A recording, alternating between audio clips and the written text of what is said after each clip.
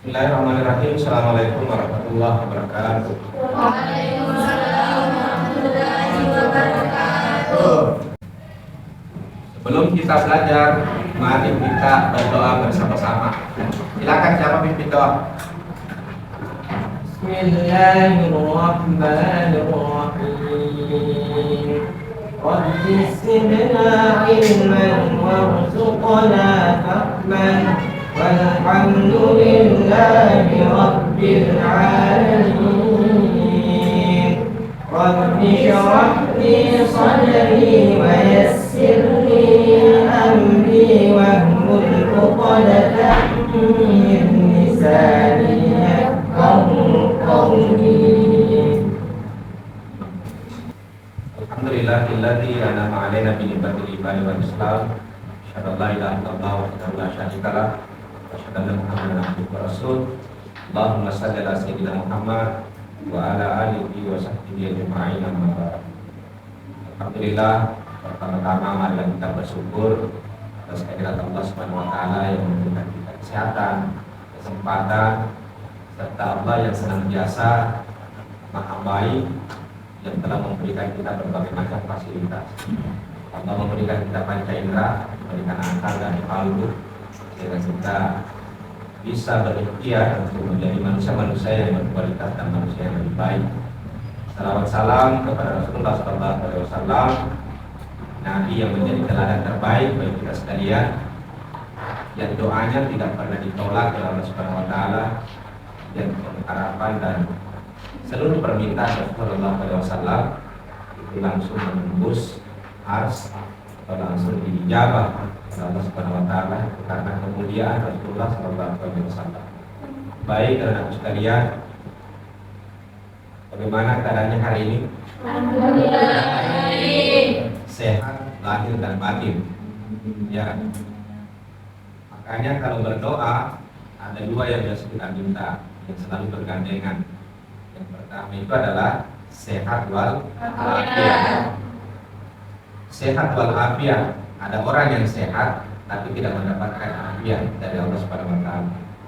Jadi kesehatannya itu tidak digunakan untuk kebaikan-kebaikan atau hal-hal yang positif. Ya. Jadi kalau hanya sehat, kesehatan itu boleh jadi kita gunakan untuk bermaksiat. Boleh jadi kesehatan itu kita gunakan pada hal-hal yang tidak diridhoi pada Allah Subhanahu wa taala. Sehingga minta kepada Allah sehat dan sehat wal afiat. Gak sedengar ya? Mudah-mudahan kalian sehat wal afiat. Artinya kesehatan hati yang dibarengi dengan perbuatan-perbuatan baik, perbuatan-perbuatan positif sehingga ada di Allah Subhanahu wa taala. Yang kedua itu adalah hidayah dan taufik. Ada orang yang dapat hidayah. Hidayah, tahu hidayah? Hidayah itu adalah apa? Bimbingan dari Allah sehingga manusia itu mengenal kebaikan, mengenal jalan yang terbaik, jalan kemuliaan, yang selalu berjalan sesuai dengan cahaya ilahi. Itu hidayah.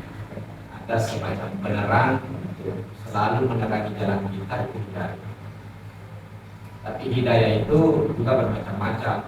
Jadi ada hidayah pengetahuan. Ya. Kalau hanya sekedar hidayah, orang tahu bahwa salah bagus, taubat itu bagus, tapi dia tidak lakukan karena tidak ada taufik, begitu maksudnya. Jadi hidayah dan taufik. Kita dapat hidayah, kita tahu oh ini salah. Kalau saya bolos salah. Tapi karena tidak ada, dia tahu dia dapat hidayah. Nah, karena dia sudah tahu bahwa bolos itu salah. Hidayah itu bukan hidayah karena dia sudah mengetahui bahwa ini salah, ini benar. Tetapi dia tidak mampu menghindarkan diri dari perbuatan salah. Sehingga taufik itu kekuatannya di situ. Jadi dia tahu ini salah dan dia bisa menghindar. Dia tahu bahwa ini baik dan dia punya kekuatan untuk melakukan. Ya, itu paket lengkap sehat walafiat hidayah dan Tauhid. jadi anak sekalian, sebelum masuk ke materi kita adalah taubat. Saya absensi dulu. Siapa yang hadir, siapa yang tidak hadir, tolong didengarkan namanya dan bersuara ya ketika disebutkan namanya. Alfinandi Putri, Hadir Pak. Amanda Gayatri, Hadir Pak. Bayu Setiawan, Izin. Andi Melani, Habis. Dahyatul Kalbi, Hadir Pak. Eva, Hadir Pak.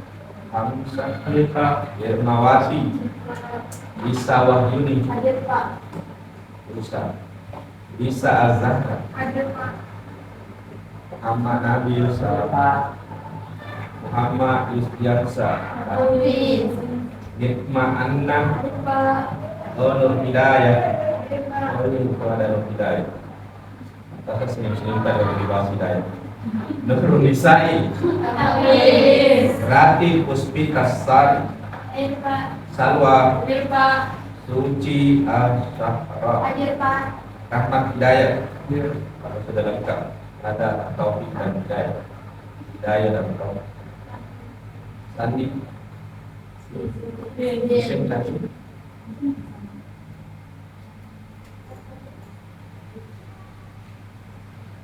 Ya.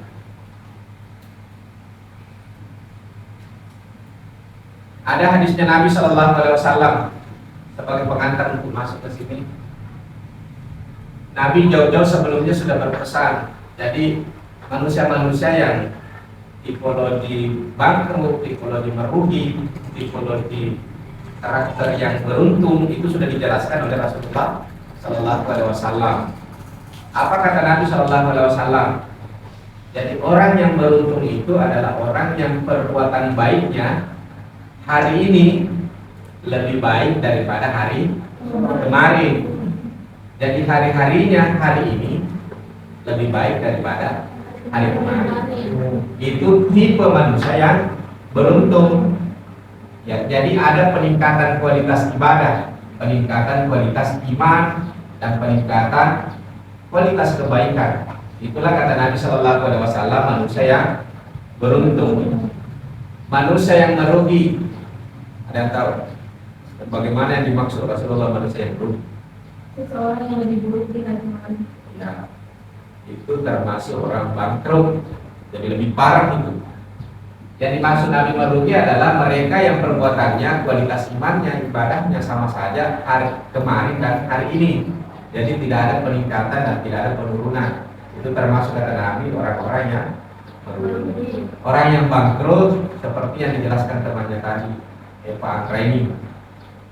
Mereka yang perbuatannya lebih buruk hari ini, ya, jadi imannya lebih buruk, lebih rendah hari ini dibandingkan kemarin. Jadi selalu bukan peningkatan, tapi selalu ada penurunan, atau bahasa kerennya itu adalah mengalami degradasi iman. Imannya itu selalu berkurang, ya. Jadi imannya lemah, begitu. Kalau HP Anda itu low, berarti sudah lemah. Boleh HP lowbat, tapi iman jangan lowbat. Boleh ya? Paham? Ya. Oke, mudah-mudahan ini bisa menjadi inspirasi dan motivasi buat kita sekalian agar selalu berikhtiar meningkatkan perbuatan baik kita dan iman kita, akidah kita. Apapun yang positif harus ditingkatkan. Terlepas daripada itu, anakku sekalian, manusia itu hanya berikhtiar untuk selalu menjadi orang baik, ya. Tetapi pada kenyataannya selalu ada saja orang-orang yang melakukan dosa dan maksiat. Nah, ada orang yang memang ahli dosa. Ahli dosa itu hampir tidak ada dosa yang tidak dilakukan. Judi, zina, minuman keras, fitnah, pendusta, munafik, itu kan sudah melakukan hampir semua dosa yang terlarang. Itu. Sehingga ketika kita ini hamba Allah selalu melakukan dosa, ada satu nikmat yang paling besar yang Allah berikan kepada kita, yaitu nikmat Allah menerima pintu taubat. Coba kita bayangkan kalau Allah tidak membuka pintu taubat, kira-kira masih ada tidak yang selamat? Ya, Hamzah selamat tidak? Kalau Allah itu tidak membuka pintu taubat, coba kita berandai-andai ya, seandainya Allah ini tidak menerima taubat hambanya, kira-kira bisakah kita masuk ke dalam surga tanpa ada pengampunan maaf dari Allah Subhanahu wa taala? Sehingga taubat ini adalah salah satu nikmat yang paling besar yang Allah berikan kepada manusia. Ya, sepakat ya? Sudah benar. Nah, taubat adalah nikmat yang besar yang Allah berikan kepada kita. Selesai kita melakukan dosa, Allah masih memaafkan kita, mengampuni kita. Seandainya Allah tidak mengampuni kita, maka dosa-dosa kita pasti sudah membunuh, lebih besar daripada gunung, lebih banyak daripada buih di lautan. Tetapi disitulah maha pengampunnya Allah, maha berkasih sayangnya Allah Subhanahu wa taala. Jadi hamba-hambanya ini setelah bermaksiat, begitu dia bertaubat, dia mau kembali, dia mau baik, maka Allah menerima taubatnya. Ya, kalau kita lihat apa sih yang dimaksud dengan taubat, seperti apa sih itu taubat, apa sih definisi taubat. Sebelum saya ke situ, saya minta dulu anak-anak sekalian untuk memberikan tanggapan pengertian awal dari taubat yang Anda ketahui. Silakan, saya persilakan ya, siapa yang mau komentar tentang apa sih yang dimaksud dengan taubat atau apa sih definisi taubat itu menurut yang Anda ketahui sampai sekarang. Anda bisa berargumentasi, berpendapat. Silakan, siapa yang mau?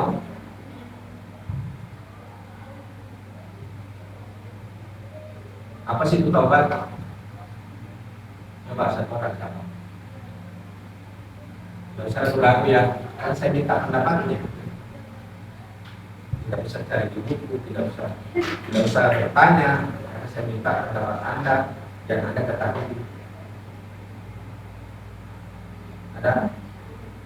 Hai Pak. Ya, rapi.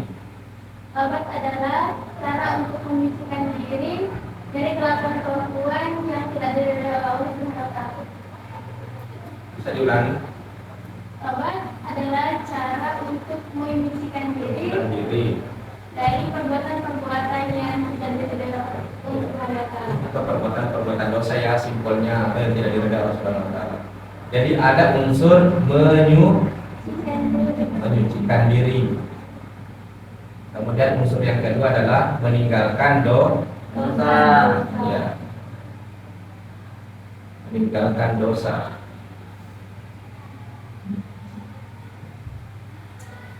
Sudah benar ya? Ya. Kita apresiasi jawaban teman kita aplaus.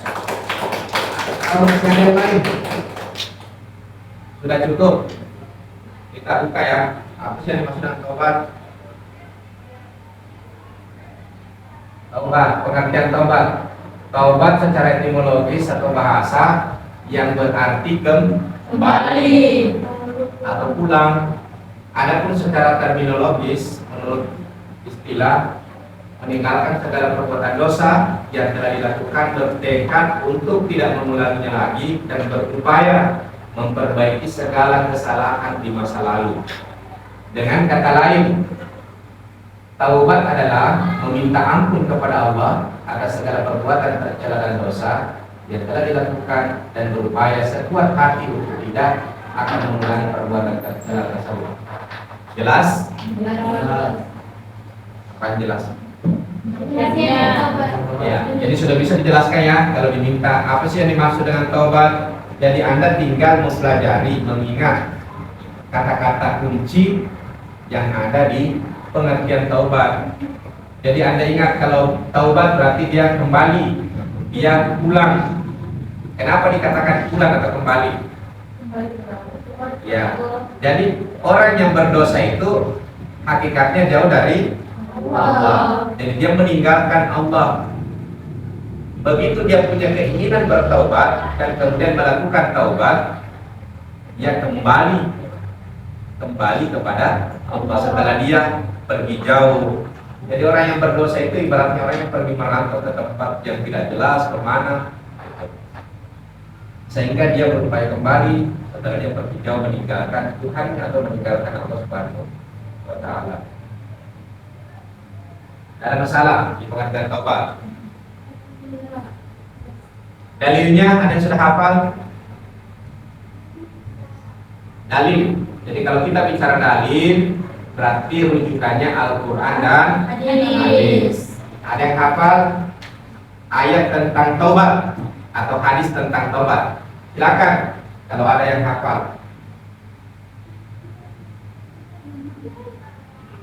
Ada yang hafal? Ya coba satu orang. Innallaha keras. Innallaha ya, oke ya. Itu salah satu ayat yang menjadi dalil bahwa Allah sangat mencintai orang-orang yang Innallaha yuhibbut tawwabin wa yuhibbul mutatahhirin. Jadi Allah itu sangat cinta kepada orang-orang yang bertaubat dan orang-orang yang menyucikan dirinya. Begitu. Ya. Jadi siapapun di antara kita, karena kita adalah manusia yang tidak sempurna, selalu memiliki kesalahan dan dosa, maka taubat ini adalah sesuatu yang mesti dan wajib untuk kemudian kita lakukan setiap saat. Paham ya? Orang yang baik, kata Rasulullah SAW, bukan mereka orang yang tidak pernah berbuat dosa. Tapi kata Nabi, orang yang baik itu adalah orang yang setelah melakukan dosa dan kesalahan cepat kembali dan memohon ampun kepada Allah Subhanahu wa Ta'ala. Kenapa kemudian ada reaksi hadis Nabi seperti itu? Karena Nabi sangat paham bahwa tidak ada di antara umatnya yang sempurna. Tidak ada umat Rasulullah yang tidak pernah melakukan dosa. Tidak mungkin di antara kita ada orang yang suci, kecuali namanya suci. Kalau suci namanya biasa. Tapi suci dalam pengertian tidak pernah berbuat salah. Ada di antara kita yang tidak pernah berbuat dosa? Ada. Atau jangan-jangan ada di sini. Kalau sok suci ada, selalu merasa tidak pernah berbuat dosa. Ya. Tapi kalau suci beneran, suci betul-betul tidak berbuat itu tidak mungkin. Sesuatu yang mustahil. Karena kita berbeda dengan kualitasnya Rasulullah Sallallahu Alaihi Wasallam. Ya, berbeda kualitasnya.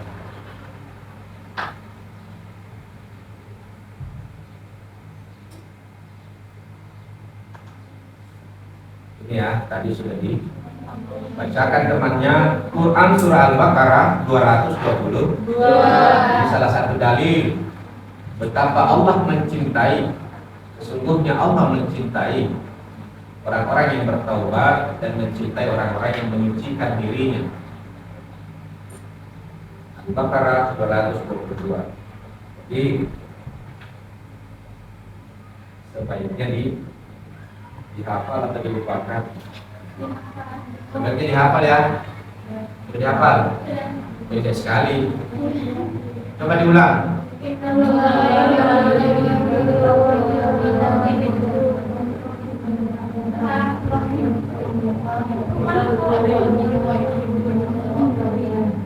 Nah, malam sudah dibaca. Innallaha yuhibbut tawwabina wa yuhibbul mutatahhirin. Sangat mudah karena hanya beberapa kata. Jadi kalau dicari dalilnya itu taubat, apakah dia perintah Allah atau bukan? Perintah Allah. Dasarnya apa? Dalilnya apa? Ya, dalam Al-Quran. Di mana? Surah Al-Baqarah. Ayat berapa? 122. Karena ada juga umat yang begitu. Marahnya bukan nama berapa. Itu bahasa lokalnya. Jadi banyak sekali pertanyaannya, tapi sulit memahami sesuatu. Ya, sehingga kita perlu punya dasar argumentasi yang tadi. Ini ayatnya. Jadi kalau Anda suatu saat mungkin menjelaskan taubat begini-begini, atau yang bertanya, apa sih dasarnya taubat? Benar tidak itu perintah Allah? Ya jelas ada dalilnya. Allah yuhibbut tawwabina wa yuhibbul mutatahhirin. Jadi Allah itu sangat cinta kepada orang-orang yang bertaubat dan menyukai orang yang menyucikan diri. mencintai orang-orang yang menyucikan diri. Jadi anak sekalian, itu adalah dalil atau firman suci dari Allah Subhanahu wa taala yang tidak mungkin salah. Sehingga itu menjadi dorongan buat kita untuk selalu bertaubat. Ya, karena kita semua ini adalah pendosa. Saya. Jadi kenapa manusia dilarang untuk membeberkan aib saudaranya? Karena semua kita punya aib.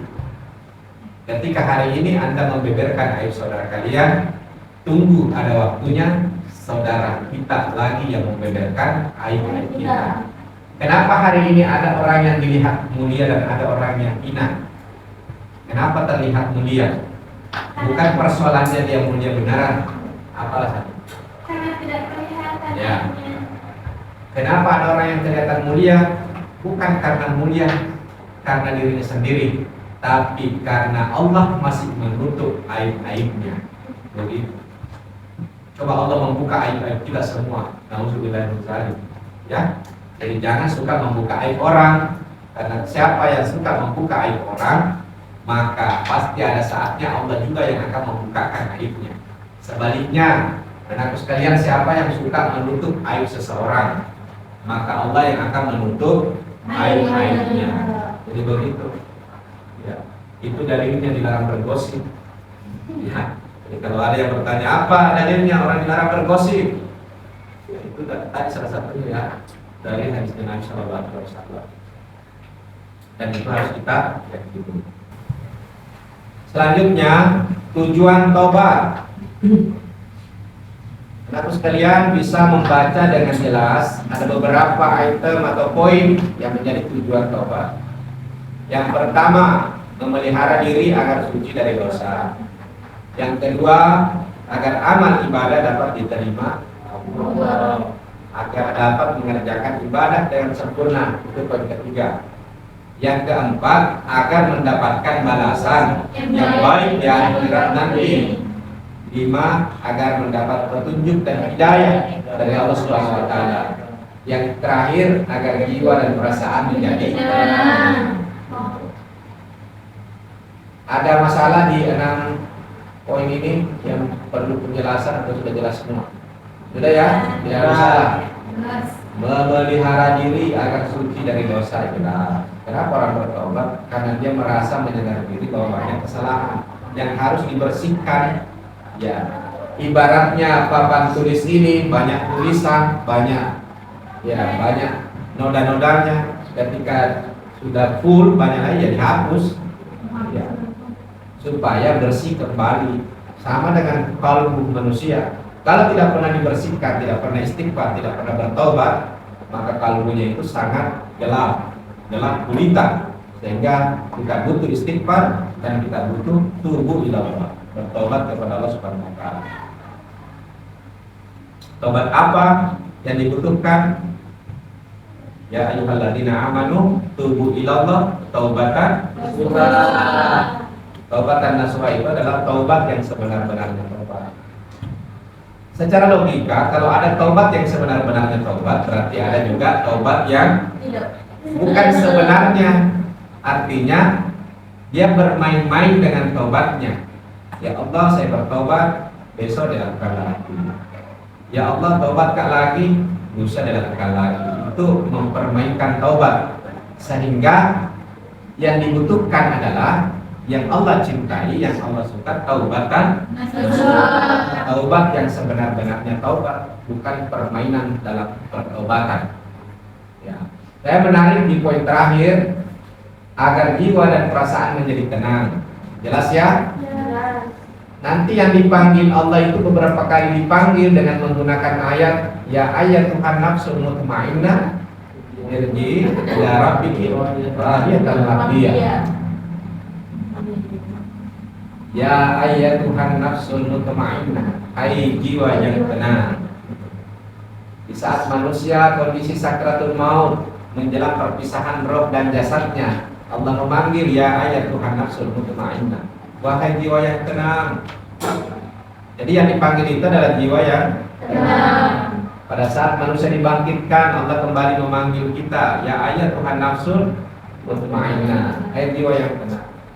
Jadi jiwa yang tidak tenang itu nanti di hari kemudian itu dicuekin, atau dicuekin, diabaikan oleh Allah. Jadi yang diurus adalah jiwa-jiwa yang tenang, orang-orang yang imannya baik sewaktu hidup, kemudian kalbunya selalu berzikir kepada Allah Subhanahu wa taala, mengingat Allah Subhanahu wa taala, maka itulah nanti yang akan diprioritaskan dan diperhatikan oleh Allah Subhanahu wa taala. Jiwa yang tidak tenang ya kasihan delok Itu di bawah. Syarat-syarat bertaubat. Oh ya, jelas ya. Syarat-syarat bertaubat. Ya, syarat bertobat menyesal, harus menyesal. Kalau ada orang tidak menyesal, tidak mungkin bisa bertobat karena selalu masih merasa benar. Diingatkan, wahai saudaraku, bertobatlah. Tobat kenapa? Saya tidak salah. Benar? Makanya harus ada menyadari diri. Setelah itu menyesal atas apa yang kita lakukan karena kita tahu bahwa itu adalah perbuatan dosa. Jadi unsur yang paling utama dalam taubat adalah menyesal atas perbuatan dosa yang pernah dilakukan. Bisa tidak orang bertobat dengan baik tanpa penyesalan? Harus menyesal ya. Kenapa kita menyesal? Karena kita sadar bahwa apa yang kita lakukan adalah sesuatu yang salah atau perbuatan maksiat. Jadi kita menyesal. Saya menyesal. Kenapa tadi saya lakukan itu? Berarti sudah ada unsur ya tubu ilallah, taubatan nasuh. Yang kedua, mensucikan diri dari perbuatan maksiat. Mensucikan diri bisa memperbanyak istighfar, berwudu, kemudian taubat dosa besar. Yang ketiga, karena tidak ada artinya bertaubat jika dosa masih terus dikerjakan. Itu tadi ya sudah dijelaskan lebih awal. Ada orang yang mempermainkan makna taubat. Jadi tidak akan berarti ketika bukan atas kesadaran dan penyesalan, lebih daripada permainan taubat dan pertobatan. Bertekad dengan sungguh-sungguh bahwa tidak akan mengulangi lagi selama hayat di kandung badan sampai mengucapkan selamat tinggal pada dunia yang baik. Ya, artinya dia punya tekad yang sangat kuat. Ada orang yang bertaubat tapi tidak punya tekad yang kuat. Misalnya ada orang yang taubat dari miras. Saya bertaubat, alhamdulillah 3 hari tidak minum keras. Ya, tapi begitu hari keempat digoda, ayo nih masih muda juga, masih banyak kesempatan. Akhirnya dia tergoda. Kenapa demikian? Karena tekadnya yang tidak kuat, ya, komitmennya yang rendah. Gitu. Orang yang benar-benar bertobat, apapun godaannya, sesulit apapun kondisinya, walaupun mungkin nyawa taruhannya, ya tetap konsisten dengan ucapan dan sumpah taubat. Setelah saya menyesal ya Allah dan saya tidak akan lakukan lagi, maka sampai akhirnya tidak akan melakukan lagi. Itu persoalan tekad dan komitmen dalam bertaubat. Ya. Kalau Anda berjanji ya Allah saya taubat, ya Allah saya tidak akan lakukan lagi, padahal besok dilakukan lagi, itu kurang ajar. Tuhan saya dipermainkan, apalagi kalau kalian begitu. Syarat diterimanya jelas menyesali dosa yang telah berbuatnya. Yang ketiga, meninggalkan sama sekali maksiat yang telah dilakukan. 4, tidak mengulangi. 5, istighfar. 6, memenuhi hak bagi orang yang berhak. Nah ini ya, dosa kepada sesama manusia. Misalnya ada orang yang pernah mencuri barang tetangganya, yang harus dikembalikan haknya, baru kemudian Allah mengampuni dosa-dosa kita. Beda kalau dosa seorang hamba kepada Allah, dia memohon ampun, dia dimaafkan, selesai salat sunnah taubat, menyesal, meneteskan air mata karena penyesalan, selesai. Tapi kalau dosa kepada sesama manusia, hak-hak yang pernah kita rebut dan kita ambil wajib untuk dikembalikan. Ya. Yang pernah ambil mangga tetangganya, ya sudah, Anda bertobat, ya kembalikan, ganti dengan mangga yang lain, karena tidak mungkin mangga itu dikembalikan. Gitu ya. Jadi seperti itu. Sehingga ada jasa bahasa yang didengar. Ya. Seandainya harus memilih, ada baiknya dosa kepada Allah saja daripada dosa manusia. Tapi kan dosa tidak ada baiknya, ya. Jadi ini hanya berandai-andai saya, ya. Karena beratnya dosa kepada sesama manusia, hak itu harus dikembalikan. Gitu. Paham ya? Ada pertanyaan sampai di sini? Kalau ada yang tidak dimengerti, silakan ditanyakan. Atau ada hal-hal yang perlu kita diskusikan, ya silakan. Bagaimana kalau ada seseorang yang bertobat tapi mengulangi kesalahannya, lalu apakah tobatnya itu diterima? Ya. Jadi Allah Subhanahu wa taala itu Maha Pengampun. Ada kata Ghafar, Ghafur. Jadi ada dalam salah satu ayat itu menggunakan kata Ghafar. Itu menurut ahli tafsir, kata Ghafar itu adalah Allah itu Maha Pengampun terus menerus, begitu. Jadi seorang hamba yang banyak dosa kemudian mungkin setelah bertobat melakukan lagi, ingat ada ayat Al-Qur'an yang menyatakan la taqnatu min rahmatin. Janganlah kalian berputus asa dari rahmatnya Allah. Jangan sampai saya berdosa kemudian saya bertobat, saya lakukan lagi, putus asa, langsung bunuh diri, gantung diri, tapi tidak pakai tali. Ada orang gantung diri, tapi takut mati, sehingga talinya itu panjang, tidak mau pakai tali yang pendek. Tali itu dia gantung lehernya, dia sampai di lantai juga. Itu mau bunuh diri, takut mati. Orang yang punya keyakinan atau akidah Islam, pantang bagi kita hamba Allah ini mengakhiri hidup dengan cara bunuh diri. La taqnatu min rahmatillah. Janganlah kalian berputus asa dari rahmat Allah. Mungkin kita berputus asa, ya Allah saya sudah bertobat, tapi saya lakukan lagi, bertobat lagi, ya Allah saya lakukan lagi, saya putus asa ya Allah. Kayak saya ini benar-benar hamba yang tidak butuh pengampunan, saya Islam saja. Ya, hanya dia pun. Ya, rahmatnya Allah itu lebih luas daripada murkanya, begitu. Jadi Allah itu rahmatnya sangat luas sekali, bahkan meliputi murkanya, begitu. Jadi Allah itu sangat luar biasa merahmati dan menyayangi hambanya. Cuma hambanya saja yang biasa, lebih daripada kurang ajar, mempermainkan Tuhan, bahkan sudah berjanji tapi dikhianati. Siapa yang tahu janji manusia di alam arwah? Sudah tahu? Dia berikan dalam Al-Quran. Jadi di alam arwah itu kita pernah berjanji. Siapa yang ingat? Alastu bi rabbikum? Qalu bala syahidna. Jadi Allah pada saat itu bertanya di alam arwah. Ada yang ingat? Tidak ada. Ya. Jadi Allah itu bertanya, bukankah saya ini Tuhanmu? Jadi roh kita itu bersaksi. Di alam arwah adalah persaksian pertama. Benar ya Allah, Engkau adalah Tuhan kami yang wajib bersembah. Jadi itulah janji pertama manusia di alam arwah. Ingat janjinya? Ingat? Kalau Anda tidak ingat, sekarang diingatkan supaya ingat bahwa kita ini pernah berjanji. Di mana dasarnya? Di Al-Quran. Alastu bi rabbikum? Qalu bala syahidna. Ya.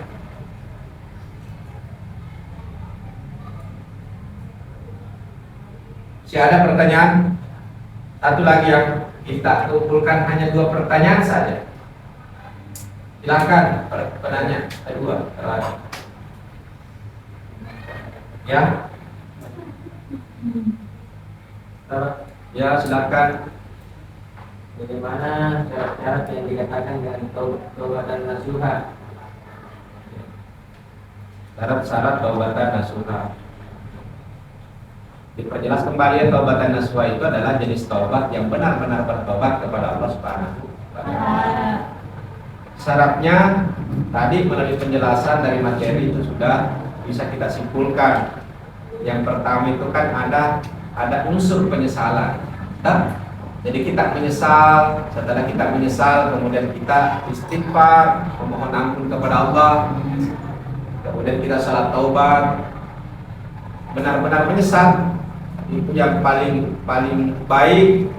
Salat taubat di tengah malam sepertiga malam, kemudian mengingat dosa-dosa masa lalu kita, meneteskan air mata, maka Allah pasti akan sangat senang. Allah sangat cinta dengan seorang hamba yang benar-benar bertaubat dan kembali kepadanya.